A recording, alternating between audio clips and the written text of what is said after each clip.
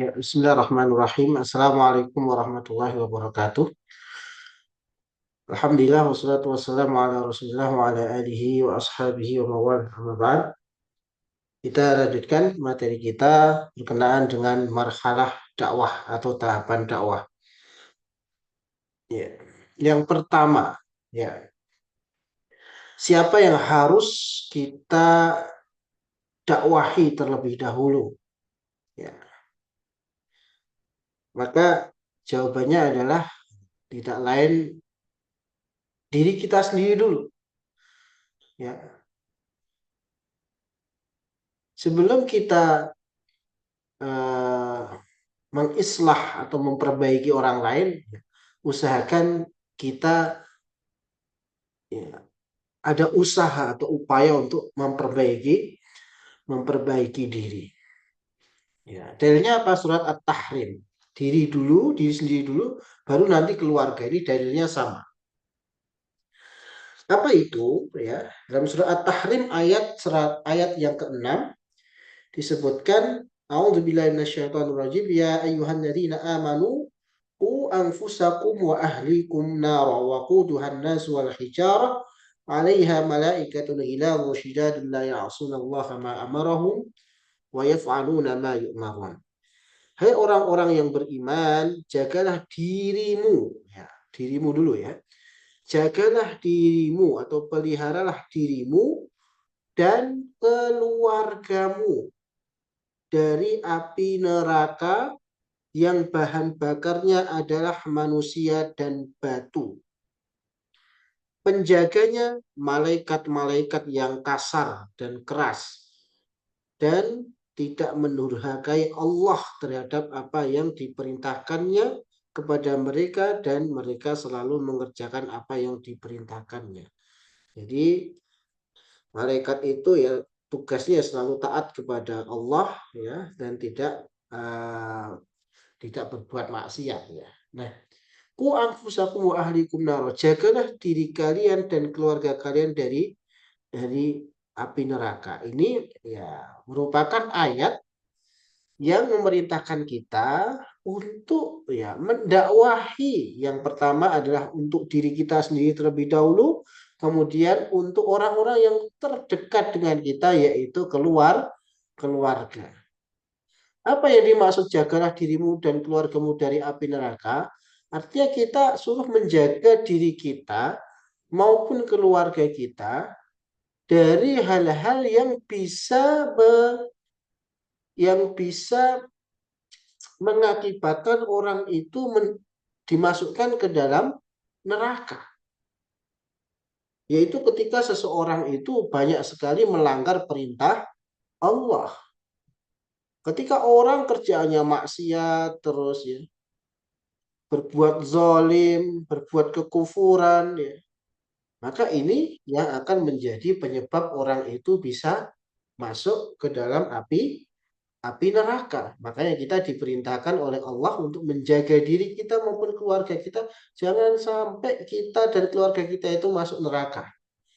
Ya, dengan cara apa? Dengan cara ya kita melakukan apa yang diperintahkan oleh Allah dan menjauhi apa yang dilarangnya. Dan orang itu tidak akan bisa melakukan apa yang diperintahkan oleh Allah, ya, mengerjakan apa yang diperintahkan oleh Allah dan menjauhi larangannya manakala tahu saja enggak. Makanya agar kita bisa mendakwahi baik diri kita maupun keluarga kita, paling tidak kita harus belajar dulu. Kita harus tahu dulu apa saja aturan Allah, apa saja aturan Rasulullah SAW, apa saja larangan Allah dan Rasulnya, itu harus tahu.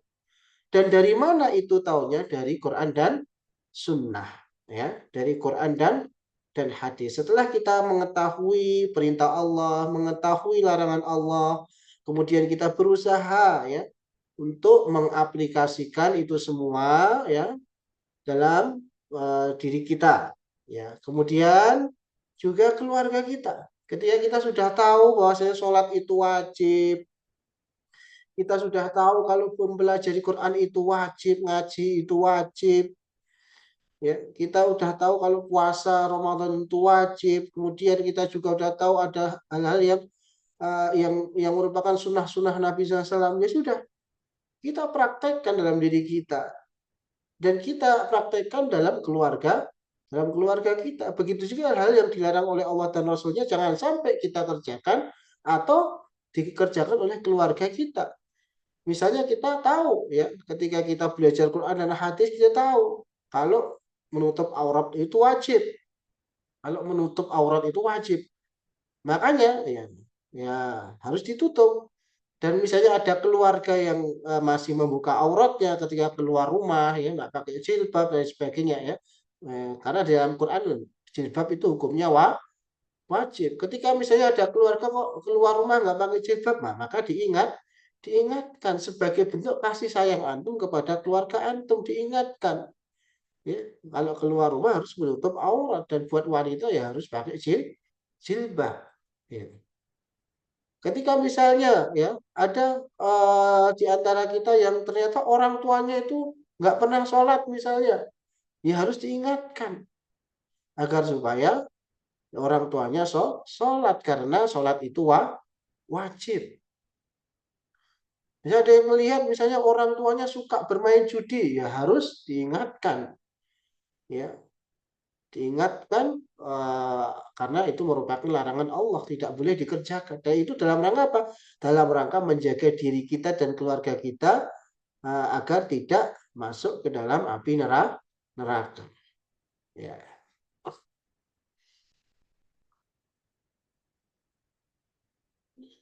Kemudian selanjutnya, sahabat dekat kita. Setelah diri kita berusaha semaksimal mungkin untuk mengamalkan Quran dan hadis, kemudian kita ngajak kepada keluarga kita, maka selanjutnya adalah sahabat-sahabat dekat kita. Maksudnya adalah ya teman sekelas atau seprofesi, sekantor, ya bareng di mana di punya komunitas apa, ya. Nah, itu kita jadikan sebagai objek untuk kita dakwai ya. Teman-teman di kelas misalnya apa namanya sudah waktunya azan ya sudah sholat ya kita ajak mereka untuk sholat ya.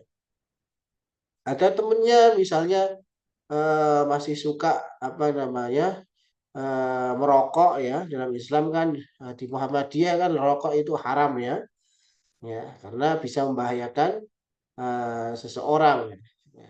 Baik seseorang baik yang rokok maupun yang di dekatnya ya, maka ya diingatkan jangan merokok. Masih ada temennya yang muslimah misalnya kok nggak pakai jilbab atau pakaiannya tidak menutup aurat, ya diingatkan ya, dimulai dari teman-teman dekat kalian lah ya. Atau misalnya ngejak temen atau teman-teman dekat yang sekelas atau se apa satu komunitas untuk misalnya menghadiri kajian ya. Itu bagus ya. Oh, di sini ada kajian bagus nih. Ayo apa ikuti atau hanya sekedar nge-share lewat WA ya. Ini ada kajian bagus nih tentang masalah anak muda nih ya. Saya seperti itu ya. Maka orang yang kita ajak tadi pahalanya juga bisa ngalir kepada kita. Kalau misalnya kalian ngajak teman sekelas untuk ikut kajian apa misalnya ya kajian Al-Quran atau kajian tentang parenting atau tentang masalah eh, apa masalah kajian anak muda dan lain sebagainya. Ketika misalnya mereka ikut kajian semuanya, maka ya kalian bisa dapat pahala yang banyak dari teman-teman yang mau ikut ngaji dengan kalian. Itu. Kemudian selanjutnya adalah tahapan dakwah selanjutnya adalah dakwah kepada masyarakat umum. Nah, ini bisa dengan apa ceramah di masjid atau bisa dengan ngajar TPA, bisa membuat program-program kemasyarakatan ya. Apa yang bermanfaat buat masyarakat ya. Kajian Ahad pagi misalnya kalian jadi EO-nya ya. Jadi event organizer-nya. Meskipun bukan yang ngisi ya, meskipun bukan yang ngisi, tapi misalnya kalian bisa membuat acara ya tablik akbar atau kajian pekanan atau kajian ahad pagi atau kajian apa kayak ya, maka ya kalian bisa itu mendapatkan pahalanya. Kalian bikin acara kajian, bikin acara yang bermanfaat, yang dari situ masyarakat itu termotivasi untuk berbuat baik, maka ya, pahala dari orang-orang yang ngaji tadi juga akan mengalir kepada kalian. Ya. Nah ini. Kemudian selanjutnya adalah yang ini yang agak berat ya, tahapan dakwah kepada penguasa ya. Baik itu pimpinan wilayah ya, gubernur ya, camat atau mungkin bahkan presiden ya. Nah ini meskipun resikonya berat, ya, resikonya berat nanti ya di penjara atau di apalah ya. Tapi ya itu juga merupakan objek dakwah ya pemimpin itu ya.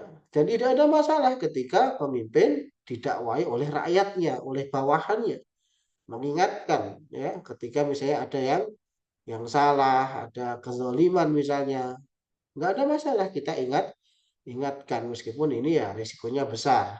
Sampai-sampai dalam sebuah hadis yang diriwayatkan oleh Abu Dawud, ini kelebihan D ya. Diriwayatkan oleh Abu Dawud, Rasulullah SAW pernah bersabda, "Afdalul jihad kalimatun haq inda sultanin jair." Jihad yang paling utama adalah menyampaikan kebenaran terhadap penguasa yang berbuat zalim ya. Penguasa yang berbuat zalim.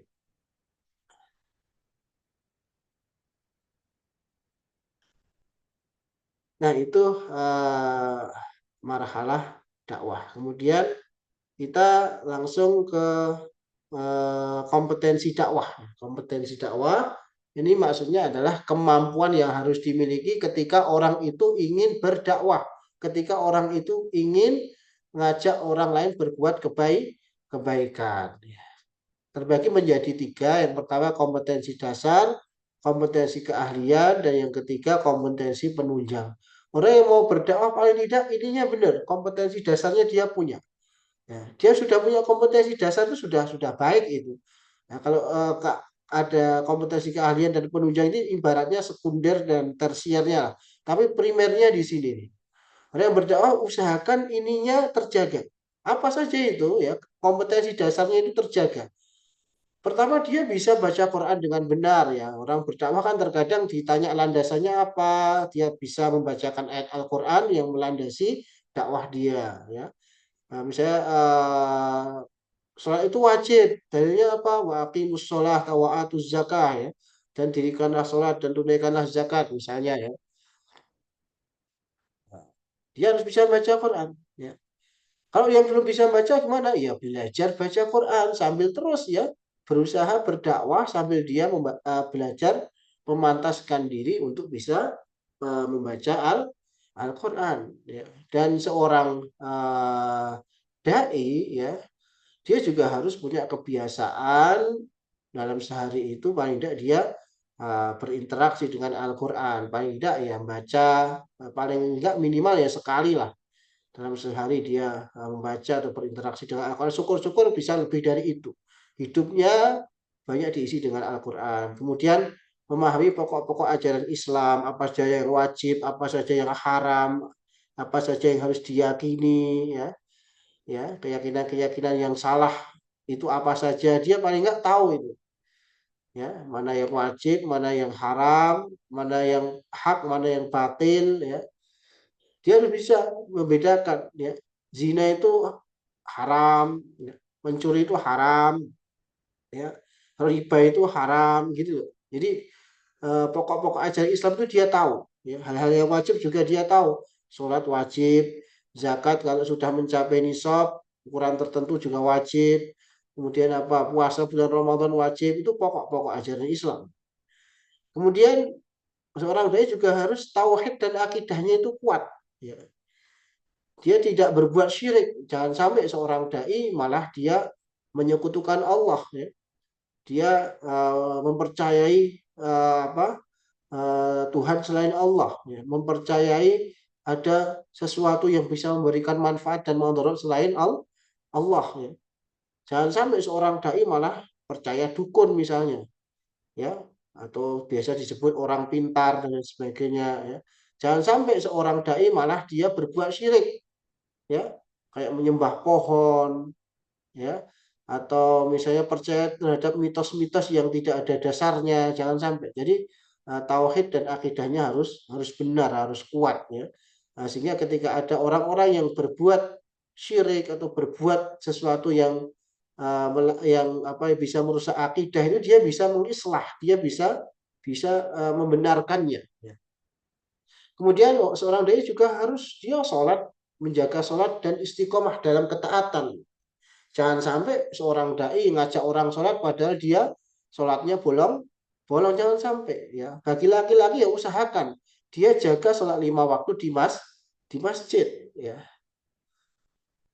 ya, karena banyak orang yang ya sering ngajak-ngajak orang berbuat baik tapi dia sendiri apa sholatnya kadang sholat kadang enggak. Nah, itu berarti ada PR bagi dirinya, ya. Selain menjaga sholat dia berakhlak baik, ya, berakhlak baik, menunjukkan akhlak yang baik, adab yang baik, ya, baik itu kepada keluarganya, baik itu dalam bermuamalah dengan temannya, dengan masyarakat, ya, dia usahakan untuk bisa menjaga akhlak yang baik, ya. Dan orang tidak akan bisa berakhlak baik manakala dia tidak tahu ilmunya, tidak tahu apa saja akhlak yang baik dan akhlak yang buruk. Paling tidak orang bisa berakhlak baik itu manakala dia tahu mana akhlak yang baik, mana akhlak yang buruk. Setelah dia mengkaji Quran dan hadis, dia tahu, oh ini akhlak yang baik, oh ini akhlak yang buruk, baru dia akan bisa mengamalkannya, ya. Orang yang tahu saja itu belum tentu dia bisa mengamalkan, apalagi yang tidak tahu, ya. Kemudian menjaga keikhlasan dan kesabaran. Keikhlasan itu penting. Orientasikan dakwah itu karena Allah. Karena kalau orientasi dakwah itu bukan karena Allah, nah nanti ketika kita tidak mendapatkan apa yang kita dapatkan dari manusia, maka kita akan nyesel, ya.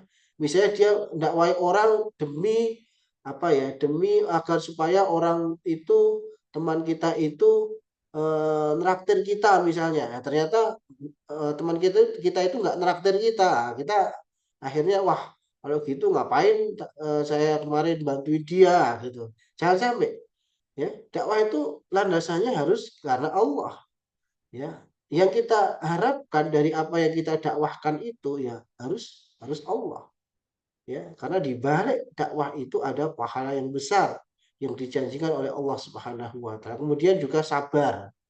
Nah, orang yang berdakwah juga harus sabar. Sabar ketika dikatai macam-macam, ya. Nah, orang berdakwah misalnya ngajak orang sholat nanti dibilang wah sok alim, sok soleh, ya, dan lain sebagainya. Nah, ketika ada temannya yang ngerokok, kita kita peringatkan, jangan ngerokok, ngerokok itu nggak baik, ya, nanti dikata-katain, ah cemen kamu, wah kamu lebay dan lain sebagainya. Nah, biasa orang ketika berdakwah dia mendapatkan cibiran, kata-kata yang nggak enak, bahkan perlakuan yang tidak enak itu biasa. Itu resiko dalam berdakwah, dan kita perlu meyakini bahwasanya di balik apa ya, di balik kesabaran kita di dalam berdakwah itu ada pahala yang besar yang dijanjikan oleh Allah Subhanahu wa taala. Kemudian selanjutnya, kompetensi dasar selanjutnya adalah mencintai objek dakwah, orang yang didakwai. Jadi kita mendakwai orang orang lain itu ya karena sebagai bentuk rasa cinta kita, kasih sayang kita kepada mereka agar mereka betul-betul bisa mendapatkan kecintaan dan keridhaan Allah Subhanahu wa taala, ya. Kemudian ini beberapa kompetensi sekunder, ya, kompetensi keahlian ketika memang kalian sudah masuk di ranah betul-betul mau ceramah dan lain sebagainya, maka perlu menguasai ilmu-ilmu ini, apalagi nanti sudah sering minta oleh takmir masjid untuk mengisi kajian dan lain sebagainya, maka ilmu-ilmu yang seperti ini perlu dipelajari, ilmu dakwah, ilmu sirah nabawiyah, ya, sejarah Nabi SAW, fikih, ilmu tentang perbandingan mazhab supaya tidak langsung menvonis ketika terjadi perbedaan pendapat itu mengatakan yang satu sesat, yang satu enggak sesat, ya. Yang satu benar, yang satu sesat, ya. Ketika kita mempelajari perbandingan mazhab itu, ketika misalnya ada perbedaan pendapat, kita Jadi tahu oh itu memang ada ulama yang berpendapat seperti itu sehingga kita tidak apa ya menvonis atau mencemooh orang lain yang berbeda dengan kita. Kemudian juga ilmu mantik atau ilmu logika juga diperlukan dalam berdakwah. Kemudian kita juga perlu belajar bahasa yang baik, komunikasi yang baik, termasuk juga belajar media informasi yang bisa kita jadikan untuk menunjang dakwah kita. Ada juga kompetensi penunjang, diantaranya adalah memahami psikologi dakwah, supaya kita ya tahulah ketika ada objek dakwah, oh orangnya itu banyak yang anak-anak muda nih, yang punya masalah ini, masalah itu, sehingga apa yang kita dakwahkan itu pas bagi mereka. Memahami bahasa Arab dengan baik, ya ini kalau sudah terjun sebagai seorang dai ini penting ya, karena bahasa Arab ini merupakan bahasa Al-Quran ya. Kemudian memahami metodologi ya, ini udah penunjang ya. Ilmu manajemen dakwah juga mengetahui perkembangan ilmu pengetahuan yang relatif luas. Yang ini semua nanti akan bisa mendukung aktivitas dakwah kita. Misalnya kita tahu apa ya tentang tentang konsep penciptaan langit dan bumi menurut sains ya. Kemudian itu ternyata selaras dengan apa yang ada dalam Al-Qur'an ya. Itu misalnya antum misalnya kalian paham tentang ilmu medis ya. Nah, ilmu medis itu dipakai untuk menguatkan kebenaran yang ada dalam Al-Qur'an, itu juga bisa dipakai untuk menguatkan apa yang kalian dakwahkan. Ini beberapa kompetensi, tapi di antara tiga kompetensi ini yang paling penting adalah kompetensi atau kemampuan dasar yang ini. Ya, mungkin itu yang bisa saya sampaikan pada kesempatan kali ini. Insya Allah nanti dilanjut di bab metode dakwah. Sekian dari saya. Assalamualaikum warahmatullahi wabarakatuh.